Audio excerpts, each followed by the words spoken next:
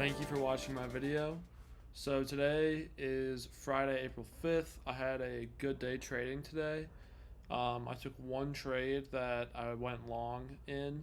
Unfortunately, I had a doctor's appointment today, so I had to step away from my computer, which I make a note of on screen. So I had to manage my position from my phone, and I wasn't able to take another trade at a re-entry point. Um, I'll go over that re-entry point in this video, and talk about like how I would have managed this position to make more money. But overall, it was a really good day. Thank you for watching my video, and on to the trade recap. All right, everybody. So I started today with a short trade that didn't work. I got stopped out right away, and then I switched to a long here. So obviously we had a huge move yesterday. Absolutely massive 500 point Nasdaq sell off. I think that's an overreaction, and it didn't correct over the night that much. So I decided to get long. My thesis is that I think we're headed higher. I get in with 3 contracts. And the reason I went short to start was because I thought it was going to go back to the resistance at the bottom and touch the lows and then go up, or that we would get a second leg down. But it became pretty apparent from the opening price action that, it's a good time to be long, basically, is what it showed me.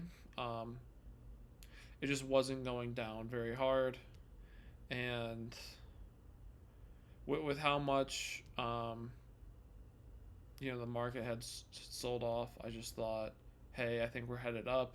It's at the bottom, it's near the bottom of the Keltner channel on the 1 hour, and of the 15 minutes. So it just made sense to me that that it's the right time to be long.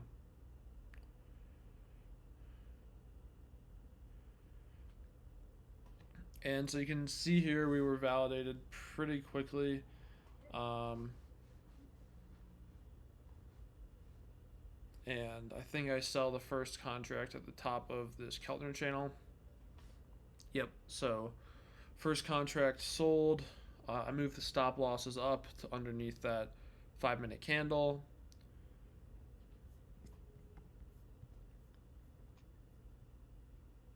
And now I'm adjusting my take profits to 18,320.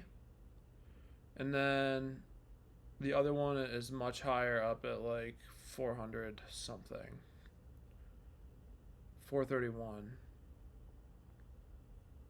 And you gotta make the right trades for the right environments. Okay, so some days there's not a lot of volatility, and it's unwise to swing for the fences, right?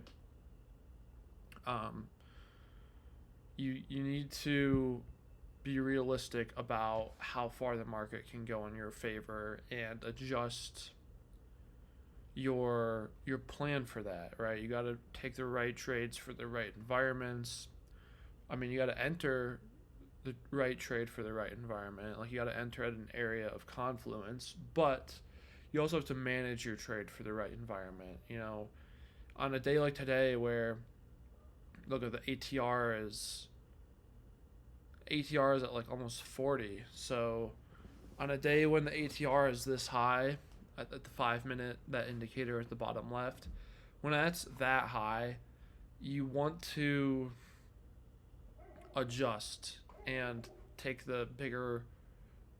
go for like the bigger risks. Okay, go for the 4 and 5R risk reward setups. And so that I think this would have been an okay buying opportunity, by the way, if I am looking to add in to my position. since it went down right below the 21 EMA. I think that would have been a good time to potentially add to my position. But what I'm saying is, or what I was saying before, is if it's a low ATR day, like say it's like 20, and there's a point where it can go so low I wouldn't even want to trade. But say it's like 20, you probably just want to go for 2R and expect it to take a while because it's just not very volatile. Or if it's a trading range environment, I mean, if you can't make at least like 1.5, 1.75, 2R, you really don't want to risk. It's not really worth putting up the risk. Um, I would say about like 1.6, 1.7R. If it's less than that, or so if I can't make at least like 45 to 50 points, I don't think you should take the trade. Um,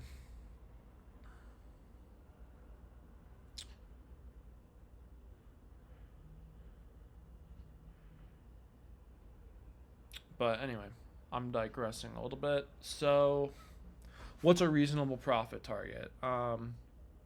Looking at that 1 hour chart, I would say the top of the Keltner channel is a realistic, good next profit target.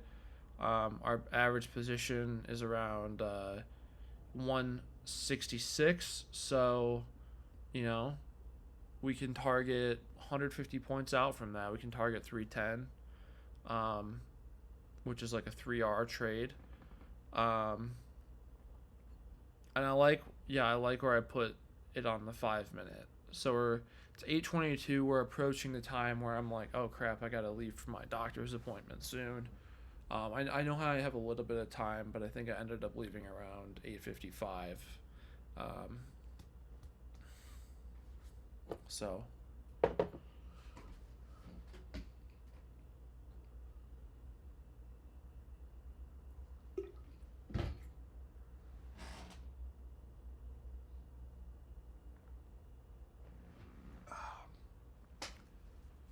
a little bit sick today.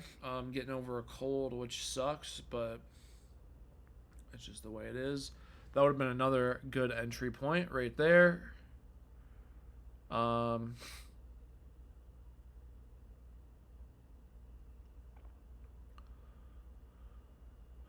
because we're hitting we just hit the moving average on the 15 minute for the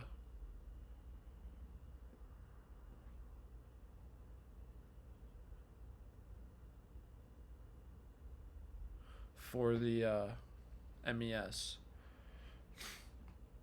And so I'm out for both my positions now, or for two thirds of my position. I still have one contract, but that would have been a nice time. I like to take some profits at like 2R, and I think an add in like if it comes down. So I think that would have been a great time to re-enter with another one or two contracts. I wish I had, but of course I don't know what days are going to be the days where it's worth doing that.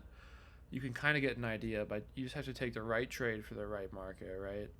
And then since this is high volatility, and you expect it to come back a little bit, or to come back, retrace that big move on that 1 hour. So yeah, I put my stop loss there because it's below the first, like right where the trade started. It's not too in danger of getting stopped out before the trade really works out for me. And that's a big thing, is going for the right. You want to place the right stop, not necessarily a tight stop. Like ideally, I was placing stops so tight that my trades were getting smothered before they had a chance to work. Now that I've expanded my stop loss, it's still pretty close, but it's much further away than it used to be. It used to be so close. It was just, I would have a great trading idea and I would still get stopped out. And then the market would go to where I expected it to without me. Like I wasn't ever giving my trades a chance to work. I was just smothering them so bad.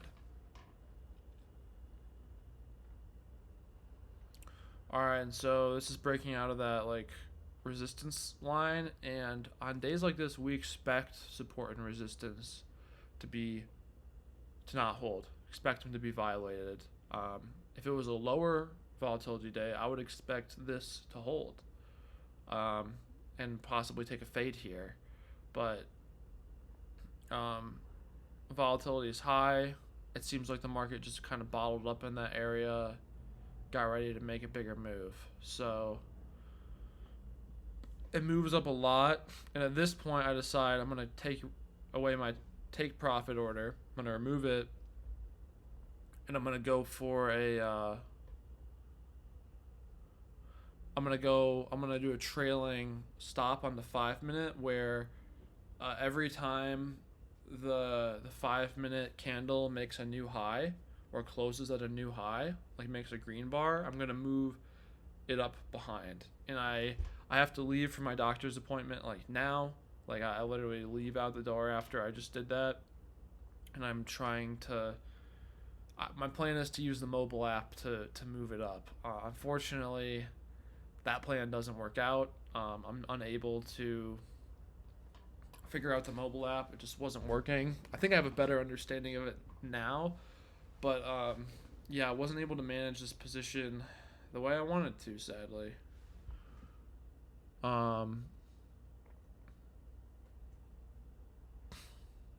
Because, probably would have been able to make $50 more or 25 more points. Since I only have one contract, I probably would have exited like 25 points higher. The really unfortunate thing about today is there's a pullback that happens when I'm not paying attention. See, that would have been a great place to exit because it just went so in my favor. Or I would have liked to move the stop up to be below that bar to around 270, whatever it is. Oh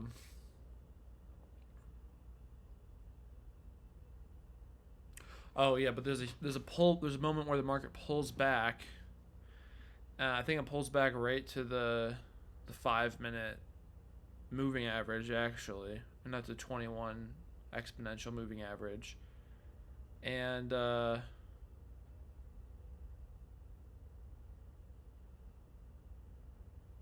yeah, so I just sold from my phone because I was like, I want to lock in these profits. I don't want it to go against me. But yeah, it comes right down, I think, to the 21 moving average.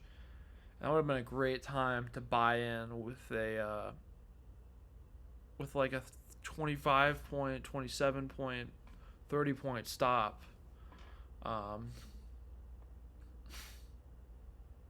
Yeah, that would have been done really well.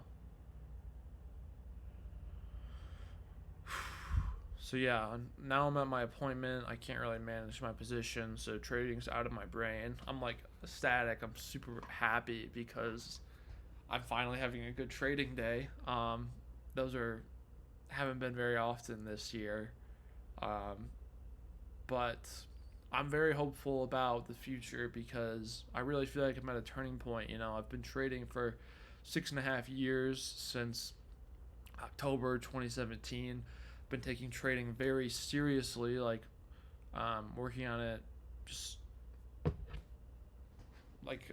full, not a full-time job, but I've just been working very hard at it very consistently for over 2 years, like 2 and a third years since January 22.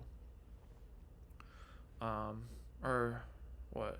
We're a fourth of the way through 24, so 2.25 years I've been working very hard on learning how to day trade, focusing just on the indices, just on the S&P, but I find that NQ moves more than the S&P, so I'm really happy I studied the S&P because I use the S&P to make my decisions. I mean, that's why ES and MES are up on the 15-minute chart, on the 1 hour chart, on the daily chart. Um, but like NQ, it just has better risk to reward ratios and moves with more volatility. So yeah, there is a point right there where it hit. That would have been a great buy. Okay, like on a day like today, a pullback day.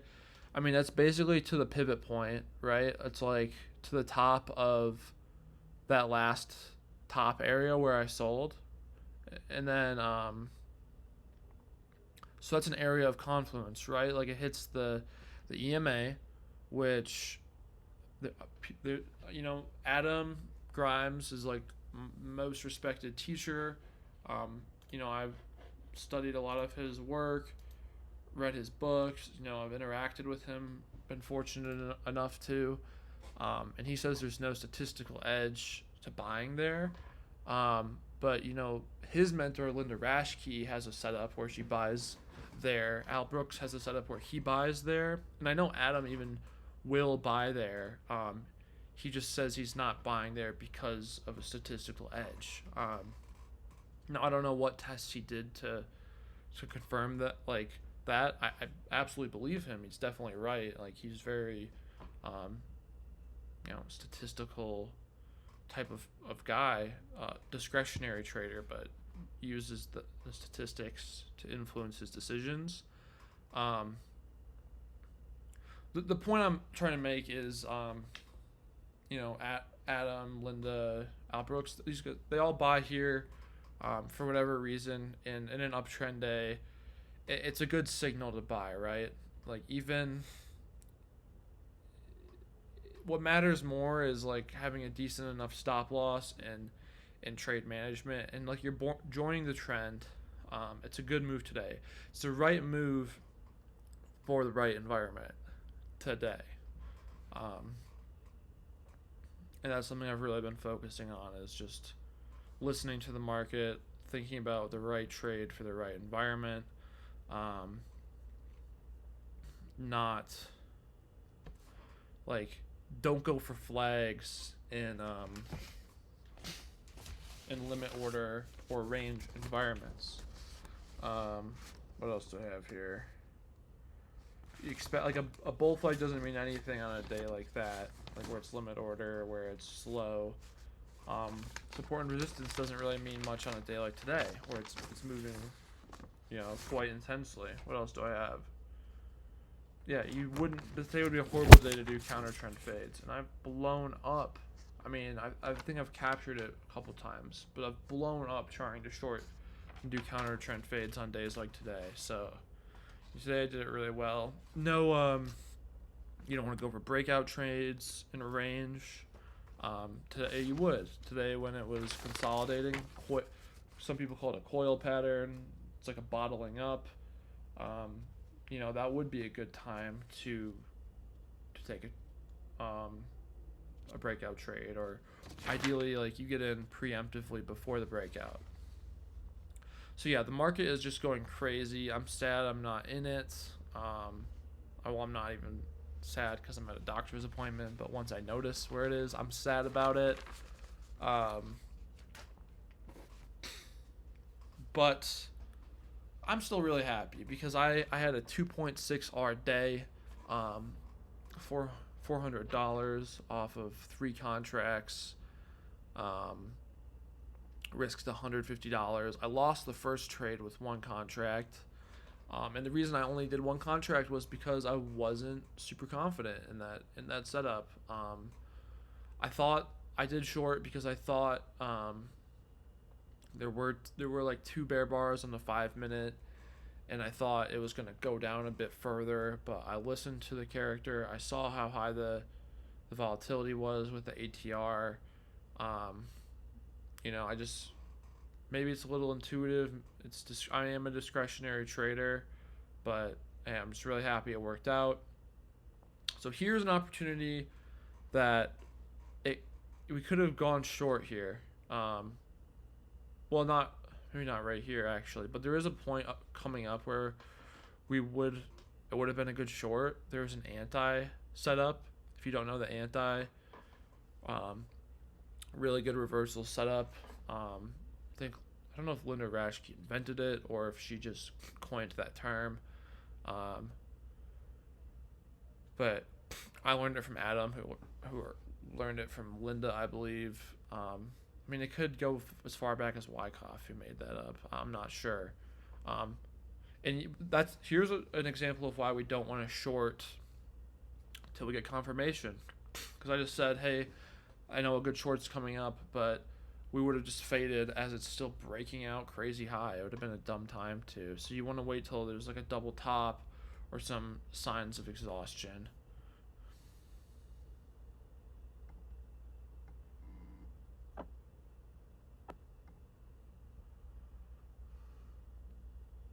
All right, so I just got back home. And end of the video is coming up, guys. So I do put a picture in of how the day ended, so you can look at, the ante, which is double top, comes back up, retraces, and goes down. But thank you so much for watching. Have a great one. Thanks.